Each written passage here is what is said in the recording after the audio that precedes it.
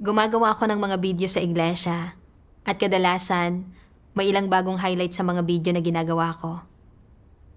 Talagang sumusuporta ang mga kapatid kapag pinapanood nila ang mga video na ito.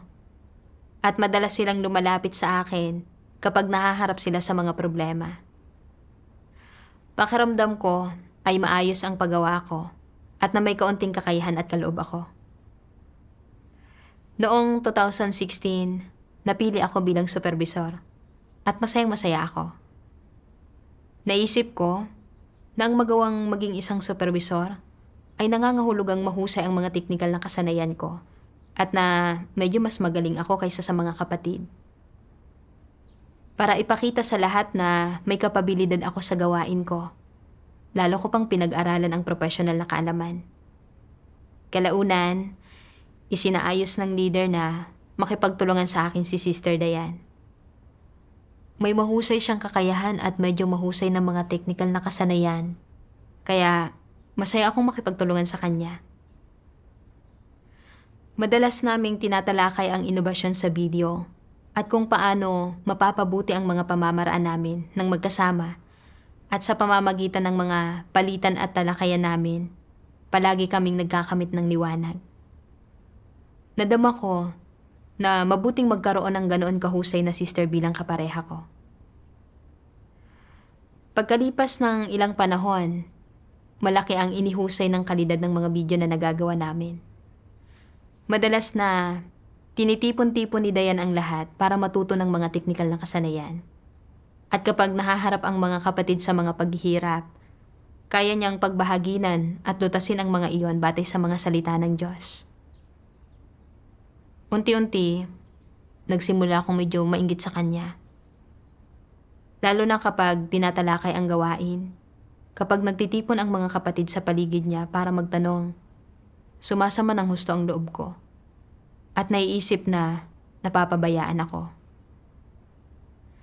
Naisip ko, kung magpapatuloy ito, hindi ba't magiging palamuting supervisor na lang ako?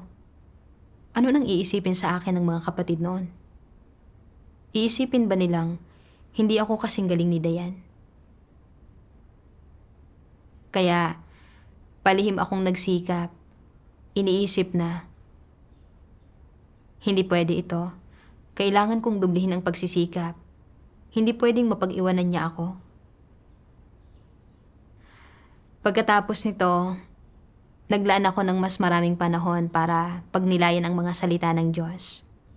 Umaasang magkamit ng kaunting liwanag mula sa mga iyon. Para sa mga pagtitipon, magagawa kong makipagbahaginan ng mga kabatiran na hindi pa natatanggap ng iba. Gusto kong ipakita sa lahat na mas mahusay kong nauunawa ng mga bagay-bagay kaysa kay Dayan. Sa pagkatuto ng mga professional na kasanayan, masipag akong nag-aral. Madalas na nag-o-overtime at nagpupuyat para maghanap ng impormasyon. Gayunpaman, hindi masyadong maganda ang mga naging resulta at may ilang teknikal na paghihirap na hindi pa rin nalutas. Ang totoo, alam kong may ilang magandang pamamaraan si Dayan sa pag-aaral ng mga teknikal na kasanayan. Pero ayaw kong magtanong sa kanya. Iniisip na, bago siya dumating, ako ang nagtitipon-tipon sa mga kapatid para matuto at medyo maganda ang mga resulta. Kung pupuntahan at tatanungin ko siya, hindi ba't ipapakita lang niyo na hindi ako kasing galing niya? Kung matutuklasan ng mga kapatid, siguradong sasabihin nilang kahit na napakatagal ko nang ginagawa ang tungkulin ko. Hindi kasing husay ng sa bagong dating na sister ang kakayahan ko. Nang maisip ko ito, lalong ayaw kong humingi ng tulong sa kanya. Sa sunod-sunod na ilang araw, bukod sa wala akong anumang natutuhan, nagsayang din ako ng maraming oras at lakas. Parang may mabigat na batong nakadagan sa puso ko. At napagod ako ng husto. Kalaunan, mas tumindi ang inggit ko. Naaalala ko ang isang pagtitipon. Pauna kong pinagnilayan ang mga salita ng Diyos. Iniisip na kailangan kong magbahagi ng kaunting bagong liwanag sa pagtitipon na ito. Pero nang ako na ang magbabahagi, nablangko ang utak ko. at hindi ko mapagbahaginan ang pauna kong inihanda. Nang makita kong malinaw at praktikal na nakikipagbahaginan si Dayan habang tumatango ang mga kapatid sa pagsang-ayon, sumama ng husto ang loob ko. Naiisip na, hindi ba pwedeng kaunti lang ang sabihin mo at nang hindi ako masyadong mapahiya? Pagkatapos ng pakikipagbahaginan mo, ano na ang magiging tingin sa akin ng lahat kumpara sa iyo? Isipin ba nilang hindi ako kasing galing mo? Habang mas nag-iisip ako ng ganito, lalong tumitindi ang pagkiling ko laban kay Dayan. Pakiramdam ko ay nagmumukha akong walang silbi sa pakikipagtulungan sa kanya. Lubos akong napahiya. Pagkatapos ng pagbabahagi niya, ayaw ko nang magsalita ng kahit ano. Uiangat ang ulo ko. Natatakot na makita ng mga kapatid ang naaasiwang ekspresyon ko. Pagkatapos ay tinanong ako ni Dayan, mayroon ka bang anumang idadagdag? Saka ako natauhan. At nang nagkukunwaring kalmado, sinabi ko, wala. Ang gusto ko lang ay matapos na ang pagtitipon. Pagkatapos niyon, palagi akong naghahanap ng mga dahilan para iwasan siya habang magkasama kaming nagtutulungan. At minsan, kapag pinapadalhan niya ako ng mga mensahe para makipag-ugnayan tungkol sa gawain, nakikita ko ang mga iyon pero ayaw kong sumagot. Minsan, sumasang-ayon pa nga ako sa mga pananaw niya sa loob ko. Pero may kalamigyan pa rin ang pagsasabi ko ng mga bagay na tulad ng, isang aspekto lang ang tinutugunan ng sinasabi mo. Ipinahihiwatig na. Hindi ka nagiging komprehensibo, kaya tigilan mo na ang pagsubok na magpasikat.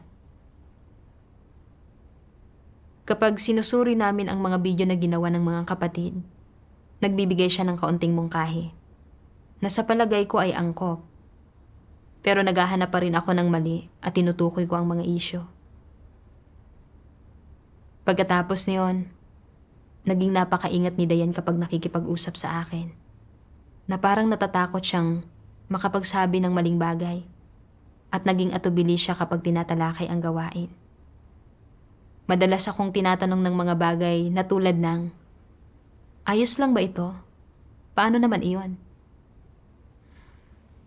Sa pagbabahaginan sa mga pagtitipon, paminsan-minsan ay sinusulyapan niya ako.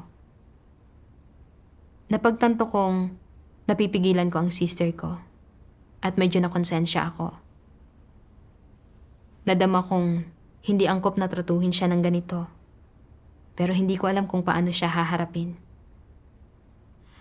Minsan naiisip ko, sana hindi na lang siya dumating sa pangkat na ito. Kung ganoon ay pwedeng ako pa rin ang mamuno. Sa panahong ito, namuhay ako sa isang kalagayan ng inggit. Palaging iniisip kung paano mauungusan si Dayan. At talagang wala sa mga tungkulin ko ang isip ko, ni hindi ako makahanap ng mga problema habang sinusuri ang mga video na ginawa ng mga kapatid.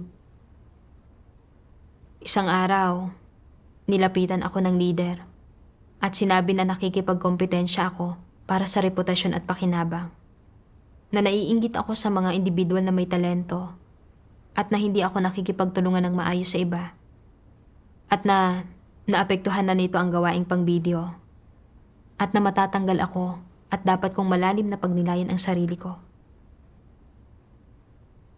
Natigilan ako nang sabihin ito ng leader at nablangko ang isip ko at wala na akong ibang narinig sa ibinahagi ng leader. Kinabukasan, gustong isaayos ng leader na gumawa ako ng disenyong grapiko dahil sa mga kasanayan ko sa pagguhit.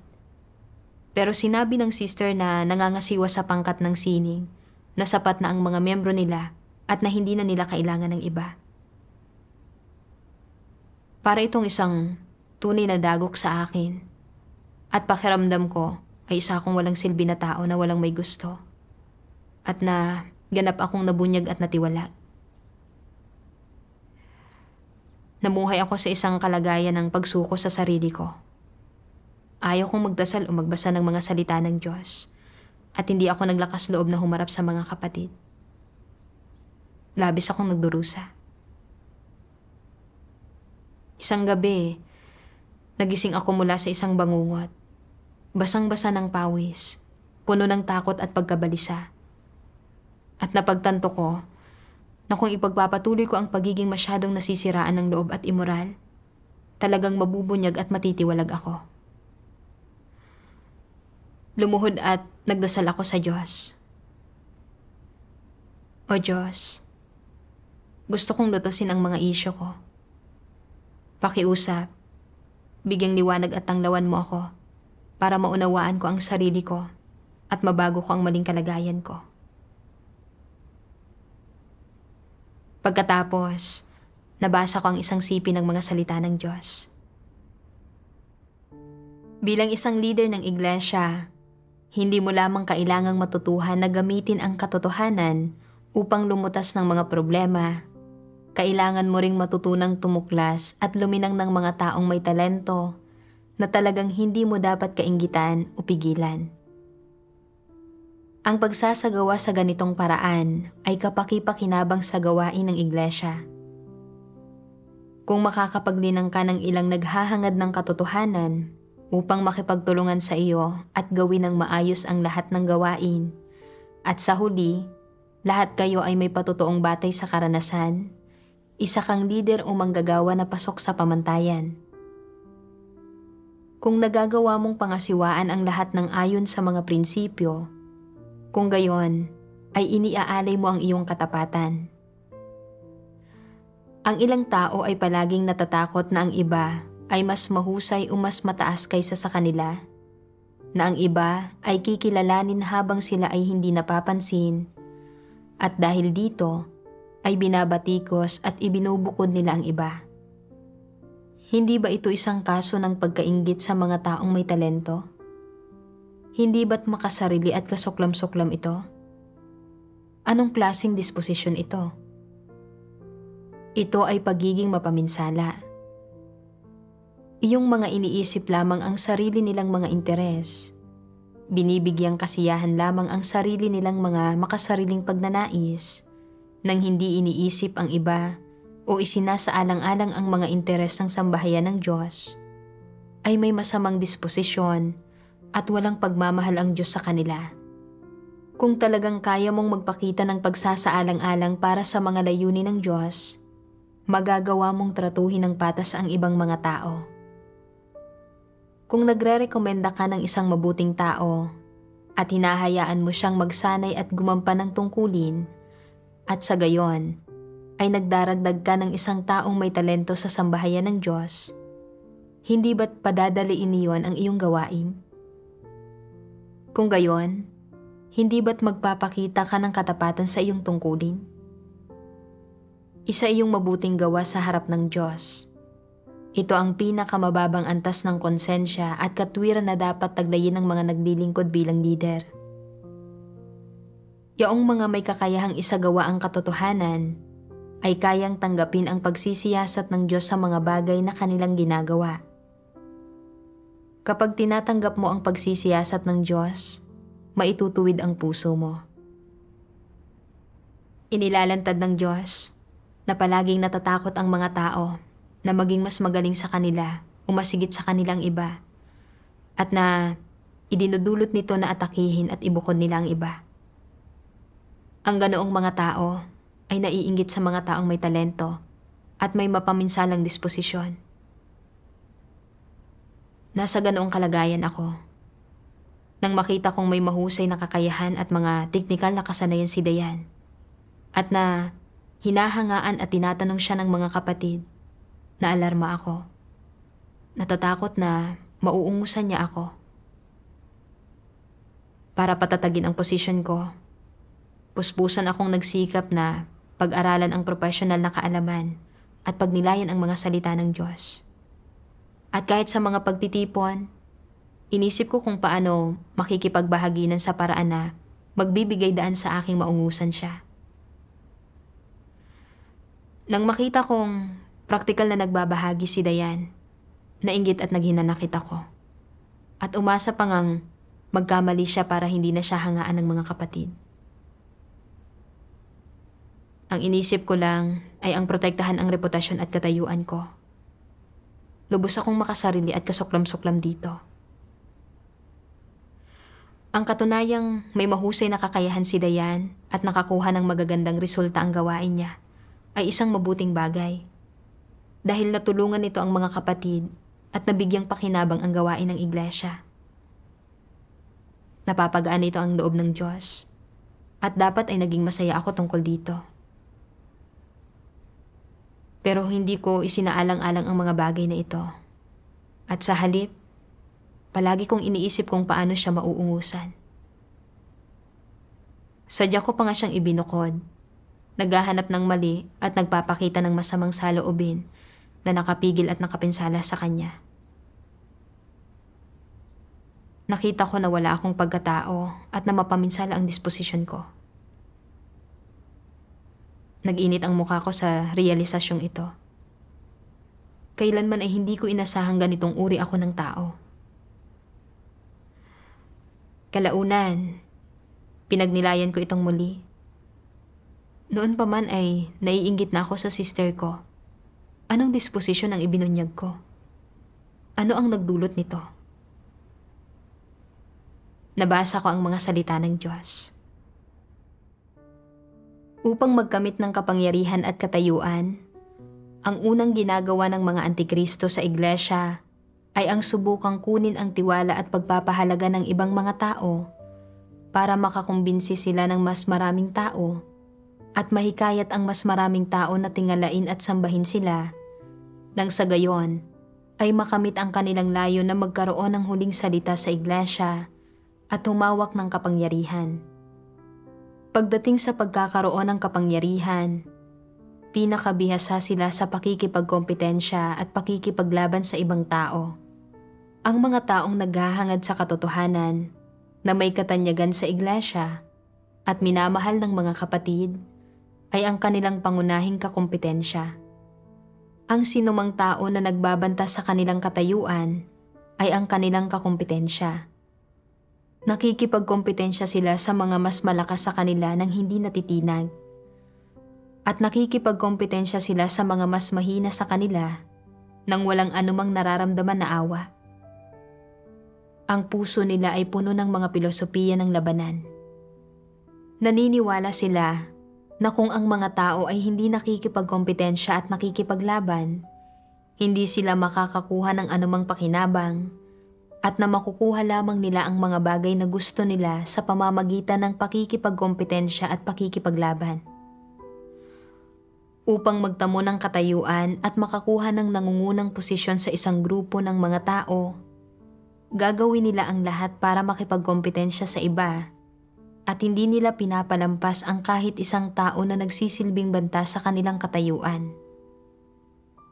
Kahit sino ang kanilang nakakasalamuha, puno sila ng pagnanais na makipaglaban at kahit habang tumatanda na sila, lumalaban pa rin sila. Madalas nilang sinasabi na, "Kaya ko bang talunin ang taong iyon kung makikipagkompetensya ako sa kanila?" Ang sinumang mahusay magsalita at kayang magsalita sa isang lohikal, nakabalangkas at sistematikong paraan ay nagiging punteriya ng kanilang inggit at panggagaya. Dagdag pa rito, nagiging kakompetensya nila ito. Ang sinumang naghahangad sa katotohanan at nagtataglay ng pananalig at kayang tumulong at sumuporta sa mga kapatid ng madalas at nakapagpapaahon sa mga ito mula sa pagiging negatibo at mahina ay nagiging kakompetensya rin nila. Pati na rin ang sinumang eksperto sa isang partikular na propesyon at medyo pinahahalagahan ng mga kapatid. Ang sinumang nakakakuha ng mga resulta sa kanilang gawain at nagtatamo ng pagkilala ng ang itaas ay natural na nagiging mas malaki pang kakompetensya para sa kanila.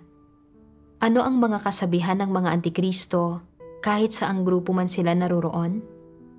Ibahagi ang inyong mga kaisipan.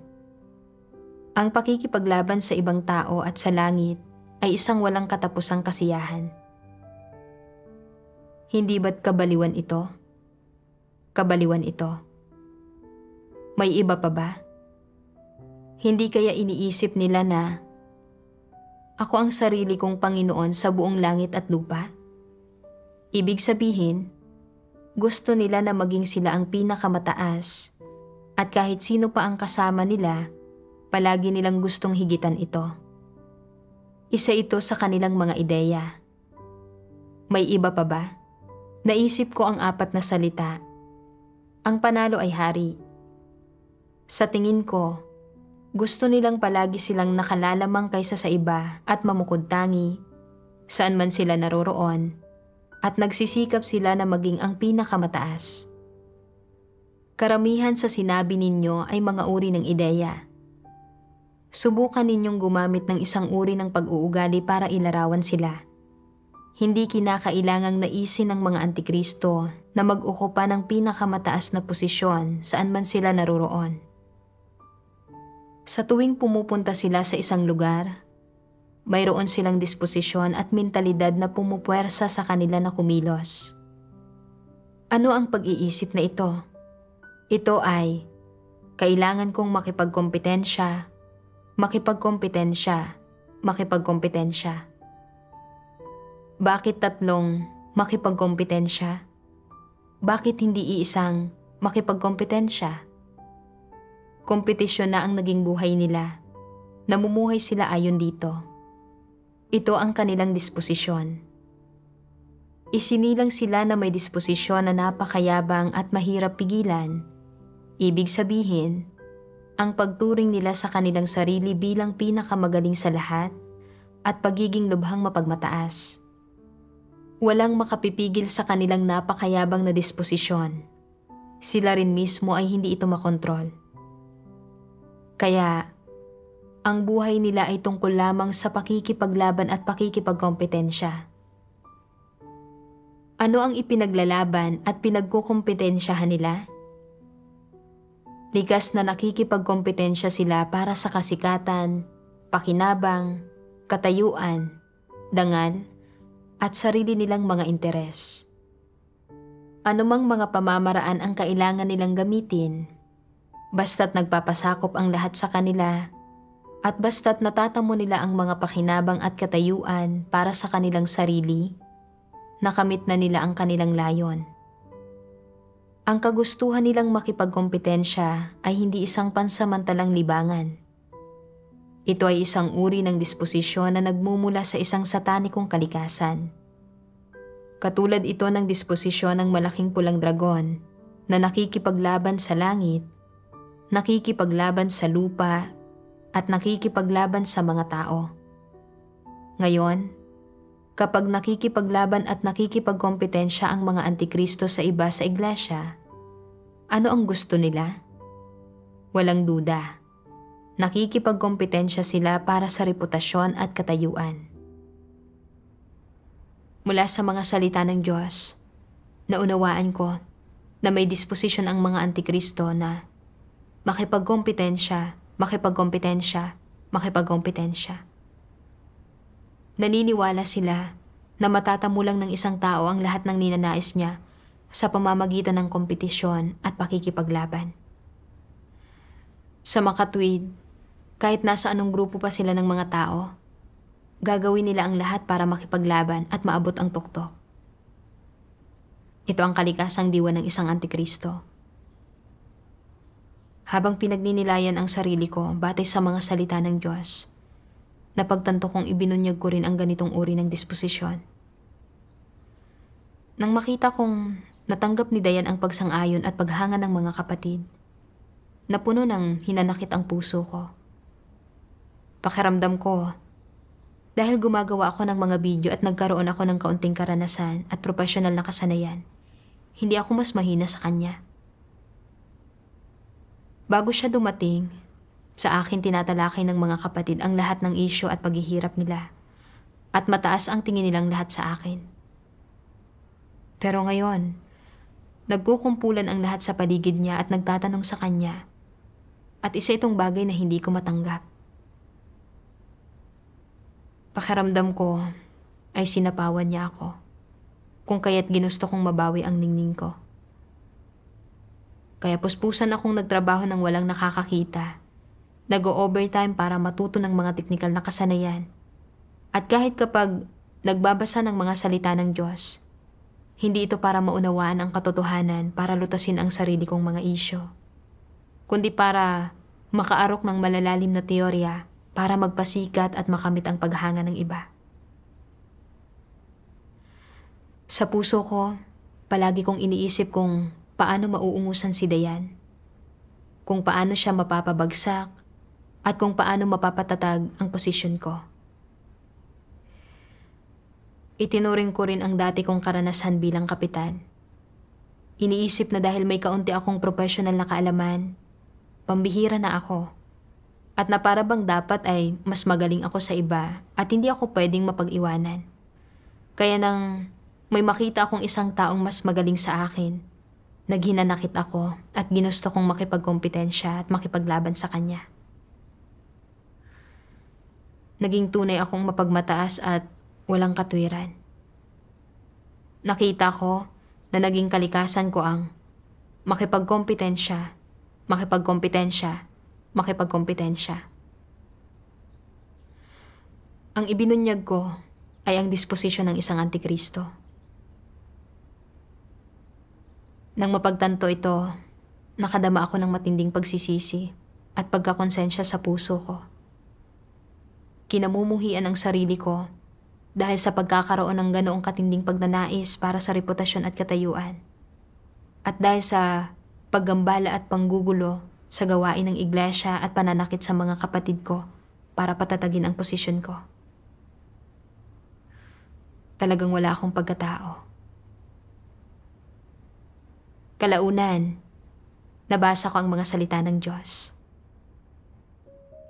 Ginagamit ni Satanas ang kasikatan at pakinabang upang kontrolin ang mga kaisipan ng mga tao. Idinudulot sa mga tao na wala nang ibang isipin kundi ang dalawang bagay na ito. Nakikibaka sila para sa kasikatan at pakinabang, dumaranas ng mga paghihirap para sa kasikatan at pakinabang, nagtitiis ng kahihiyan at nagbubuhat ng mabibigat na pasanin para sa kasikatan at pakinabang, nagsasakripisyo ng lahat ng mayroon sila para sa kasikatan at pakinabang, at gagawa sila ng kahit anong paghuhusga o pagpapasya alang-alang sa kasikatan at pakinabang.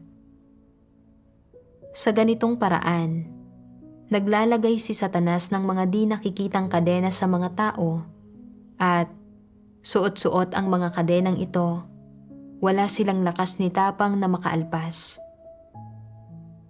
Dala nila ang mga kadenang ito nang hindi nila nalalaman at patuloy silang naglalakad ng may matinding paghihirap.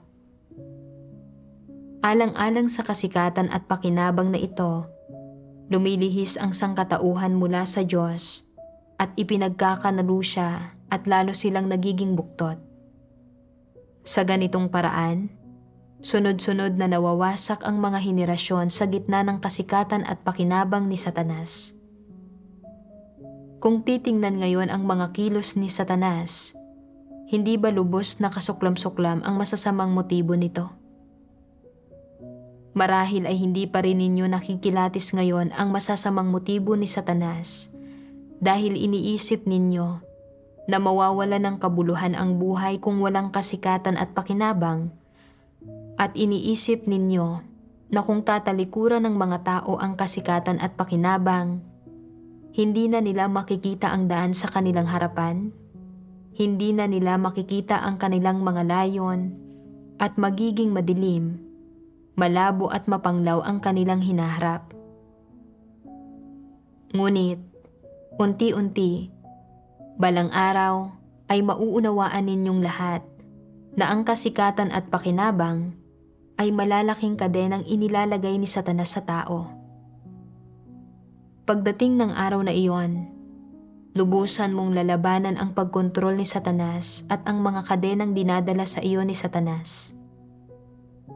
Pagdating ng oras na nais mong palayain ang sarili mo mula sa lahat ng bagay na ito na ikinintal sa iyo ni Satanas, ganap kang hihiwalay kay Satanas at talagang kamumuhian mo ang lahat ng naidulot ni Satanas sa iyo. saka ka lamang magkakaroon ng tunay na pagmamahal at pananabik sa Diyos. Mula sa mga salita ng Diyos, napagtanto ko na ang ugat ng pagkainggit ko sa iba ay ang gapos ng pagnanais ko sa katayuan. Sa kaibuturan, pinanghawakan ko ang mga kuro-kuro na mithiing mamukod-tangi at mangibabaw. Iniiwan ng tao ang kanyang pangalan saan man siya maglagi, tulad ng pagputak ng gansa saan man ito lumipad. Dapat laging magsikap ang mga tao na maging mas magaling kaysa sa kanilang mga kasabayan at iba pa. Naging kalikasan ko ang mga satanikong laso na ito. Nagdulot na lalong maging mapagmataas ang disposisyon ko. Palagi kong gustong mamukod-tangi sa madla at makipagkompetensya para hangaan. At lalo na dahil naniniwala akong may kaunting kaloob at kakayahan ako. Lalo pa akong naging mapagmagaling at umastang superior. Nang makakita ako ng iba na mas magaling sa akin, nainggit ako. At hindi ko mapigilang makipagkompetensya sa iba at ikumpara ang sarili ko sa iba. At kung hindi ko sila mahihigitan, malulugmok ako sa pagkasira ng loob at pasakit. Naging parang mga hindi nakikitang tanikala sa akin ang kasikatan, pakinabang at katayuan. At hindi mapigilang nabitag at naigapos ako ng mga iyon. Na parang kung wala ang paghahangad sa kasikatan at pakinabang, walang kabuluhan at halaga na mabuhay. Noong nag-aaral pa ako, nag-ugat sa puso ko ang kaisipan ng paghahangad sa kasikatan, pakinabang at katayuan. Kaya gusto kong manguna sa lahat ng ginagawa ko. Para makakuha ng magagandang grado at mamukod-tangi, handa akong magtiis ng anumang paghihirap nang walang nakakakita para matamo ang layong ito. Nang pumasok na ako sa trabaho, handa akong puspusang magtrabaho para sa pera, para makamit ang paghanga ng iba, kahit kapalit ng kalusugan ko. Ang resulta, nasira ko ang kalusugan ko sa murang edad at kamuntik ng mawala ng buhay. Kahit pagkatapos matagpuan ang Diyos, nanatili akong nakagapos sa kasikatan, pakinabang at katayuan. Hindi mapigilan ang sarili kong mainggit sa mga taong mas nangingibabaw kaysa sa akin at makipagkompetensya sa kanila dahil gusto kong patunayang mas magaling ako sa kanila. Kapag nakikita kong iniaangat ang sinumang kapatid at nabibigyan ng mahalagang papel o na nagbabahaginan sa katotohanan sa isang praktikal na paraan, nakakaramdam ako ng matinding inggit. Katulad lang ng pagkakataong ito noong nakikipagtulungan kay Dayan. Nakita kong mas magaling siya sa akin at dahil dito ay nakadama ako ng inggit at hinanakit. Minsan ay pinapangarap ko pang makipagkompetensya at makipag-agawan sa kanya habang namumuhay ako sa pagdurusa. Inilaan ko ang halos lahat ng kaisipan at lakas ko sa paghahangad sa kasikatan at pakinabang. At hindi talaga ako nagkaroon ng pagnanais na pumayapa at hanapin ang katotohanan. Niisipin kung paano gagawin ng maayos ang mga tungkulin ko. Pinapabayaan ko ang mga responsibilidad na marapat kong gawin at sinasalungat ang mga hinihingi ng Diyos. Bukod sa nagiging mahirap ang buhay ko dahil sa paghahangad ko sa kasikatan, pakinabang at katayuan, pinipinsala rin nito ang sister ko at inaantala ang pag-usad ng gawaing pang-video. At kung hindi ako magsisisi, mabubunyag at matitiwalag lang ako ng Diyos sa huli. Natakot ako sa realisasyong ito, kaya dali-dali akong nagdasal sa Diyos para magsisi. Ayaw ko nang magpatuloy sa pamumuhay ayon sa tiwaling disposisyon ko. Isang araw, sa mga devotional ko, nabasa ko ang mga salita ng Diyos. Kung ginawa kang hangal ng Diyos, kung gayon ay may katuturan sa iyong kahangalan. Kung ginawa ka niyang matalino, kung gayon ay may katuturan sa iyong katalinuhan.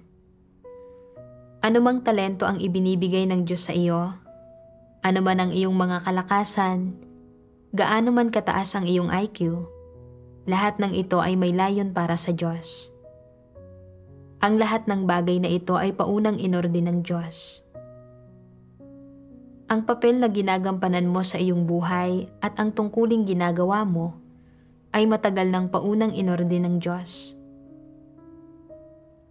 Nakikita ng ilang tao na ang iba ay nagtataglay ng mga kalakasan na wala sa kanila at hindi sila nasisiyahan. Gusto nilang baguhin ang mga bagay-bagay sa pamamagitan ng iba yung pag-aaral, iba yung pagtuklas, at pagiging mas masikap. Ngunit may limitasyon ang maaaring matamo ng kanilang kasipagan at hindi nila mahihigitan ang mga may kaloob at kadalubhasaan. Gaano ka man lumaban, wala itong saysay. Pauna ng inorde ng Diyos kung magiging ano ka at walang magagawa ang sinuman para baguhin ito. Saan ka man magaling, doon ka dapat magsumikap. Ano man ang tungkuling na babagay sa iyo, ay ang tungkulin na dapat mong gampanan. Huwag mong subukang ipilit ang iyong sarili sa mga larangang hindi saklaw ng iyong mga kasanayan at huwag mainggit sa iba. May kanya-kanyang papel ang bawat tao.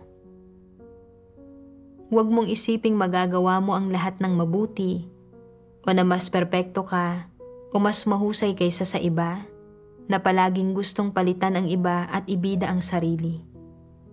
Isa itong tiwaling disposisyon. May mga nag-iisip na hindi sila mahusay sa anumang bagay at na wala talaga silang mga kasanayan. Kung ganoon ang kaso, kailangan mo lamang maging isang taong nakikinig at nagpapasakop sa isang praktikal na paraan. Gawin mo ang makakaya mo at gawin ito ng maayos, ng buong lakas mo. Sapat na iyon, malulugod na ang Diyos. Huwag mong isipin palagi na malampasan ang lahat ng tao, na gawin ang lahat ng bagay ng mas magaling kaysa sa iba, at mamukod-tangi sa karamihan sa lahat ng paraan. Anong klaseng disposisyon iyan? Isang mayabang na disposisyon. Palaging nagtataglay ng mayabang na disposisyon ang mga tao, at kahit nais nilang magsumika para sa katotohanan at bigyang kasiyahan ang Diyos, nagkukulang sila. Pinakamalamang na makapagdulot ng mga paglihis ang mga tao kapag kontrolado sila ng mayabang na disposisyon. Kapag may ganoon kang disposisyon, palagi mong sinisikap na supilin ang iba, palagi mong sinusubukang maungusan ang iba, palagi kang nakikipag-agawan ng posisyon, palaging sinusubukang mang-agaw sa mga tao. Labis kang naiinggit, hindi ka sumusuko kanino man, at palagi mong sinusubukan na mamukod-tangi sa lahat. Magiging problema ito. Ganito kumilos si Satanas. Mula sa mga salita ng Diyos, naunawaan ko na ang kakayahan ng isang tao ay pauna ng itinalaga ng Diyos at nagtataglay ng mga layunin niya. Dapat ay matuto ang mga taong magpasakop at tumayo sa karapat-dapat na lugar nila bilang mga nilikha. Ginagamit ang mga kalakasan nila para gawin ng maayos ang mga tungkulin nila. Hindi nila dapat ipilit ang sarili nila sa mga aspekto kung saan wala silang kasanayan, ni makipagkompetensya sa iba, bagkos ay dapat silang makapagpasakop sa mga pamamatnugot at pagsasaayos ng Diyos, at maayos na makipagtulungan sa mga kapatid para mapunan ng isa't isa. Ito ang pagpapamalas ng mga taong nagtataglay ng katwiran. Sa pagbabalik tanaw sa mga pakikisalamuha ko kay Dayan, noong simula, nakikita ko ang mga kalakasan niya. Pero habang tumitindi ang inggit ko, nakokontrol ako ng mga pagnanais ko. Hindi ko makita ng malinaw ang kahit ano, na para bang nabulag ako, kung kaya't lalo pang tumindi ang inggit ko. Ang totoo, medyo metikuloso si Dayan at komprehensibo niyang isinasaalang-alang ang mga isyo At lalo na pagdating sa ilang isyu ng mga prinsipyo, napakaingat niya. Habang may tendensiya naman akong mag-isip ng simple, na madalas na humahantong sa pangangailangan ng pag-uulit. At hindi ko rin magawang tiyakin ang mga pamantayan ng mga isyu ng mga prinsipyo. Dagdag pa rito, magaling si Dayan sa pagtitipon-tipon sa lahat para matuto. Naaarok niya ang mga pangunahing punto kapag nag-aaral at nakikipag-usap siya sa isang organisadong paraan na may mga malino na kaisipan. Sa tuwing tinatalakay namin ang gawain, pinupunan ng pakikipagbahaginan niya ang maaaring hindi ko na ibahagi. Ginagawang mas komprehensibo ang mga talakayan namin. Pinunan ng mga kalakasan niya ang mga kahinaan ko at nagbunga ang pagtutulungang ito ng mas magagandang resulta sa mga tungkulin namin. Nang mapagtanto ito, nakadama ako ng kalayaan sa puso ko. Sumunod, nagkusa akong lumapit kay Dayan at bukas loob akong nakipagbahaginan sa kanya tungkol sa kamakailang kalagayan ko ng pamumuhay sa inggit at humingi ng paumanhin sa kanya. Masaya si Dayan na makita ang pagkaunawang nakamit ko at nagtapat siya sa akin tungkol sa katiwaliang naibunyag niya at sa mga aral din na natutuhan niya.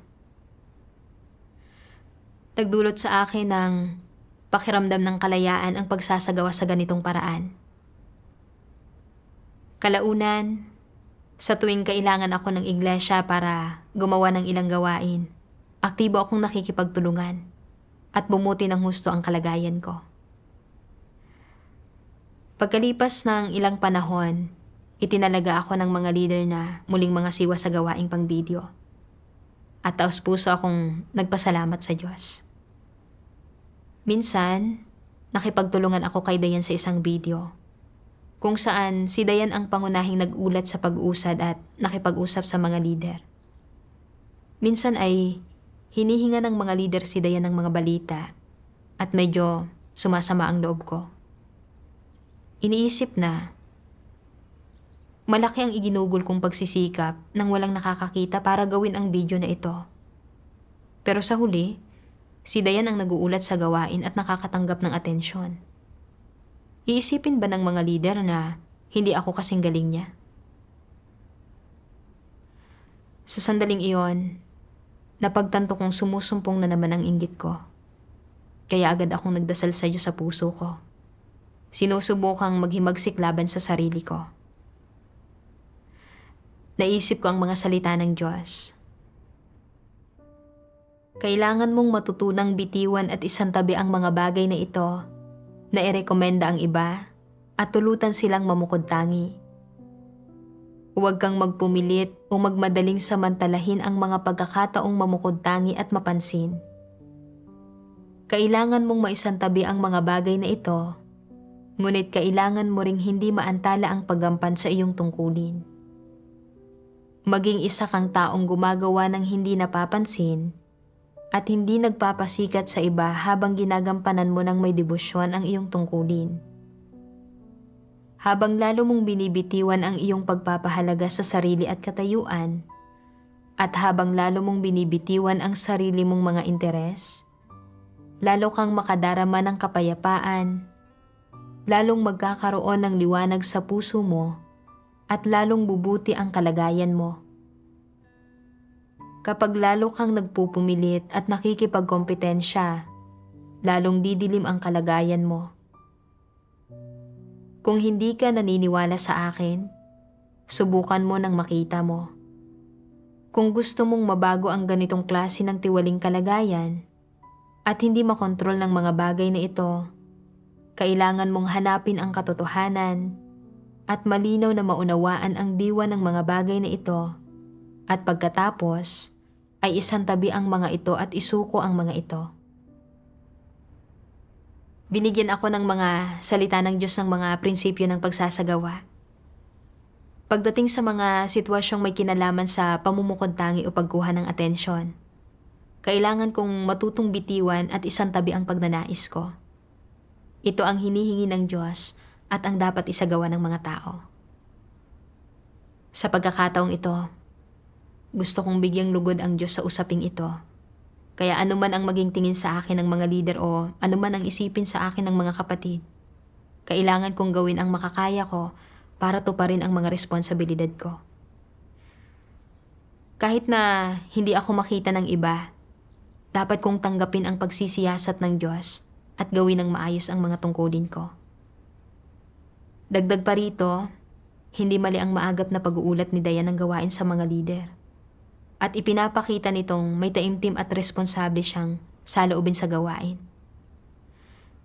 Nagsasalita si Dayan sa isang medyo malinaw na paraan. Ito ang kanyang kalakasan. At ang kakayahan niyang mag-ulat ng malinaw sa gawain ay kapaki-pakinabang sa gawain. Nang makamit ang pagkaunawang ito, nakadama ako ng matinding kapanatagan. Pagkatapos niyon, kaya ko nang makipagtulungan ng normal kay Dayan. Madalas naming tinatalakay ang gawain at ibinubuod ang mga problema ng magkasama. Madalas kong hinihingi ang payo niya tungkol sa mga teknikal na issue at marami akong natutuhan mula sa kanya. Napagtanto kong napaka-kapaki-pakinabang ng maayos na pagtutulungan para sa paggawa ng maayos sa mga tungkulin namin. Salamat sa Diyos.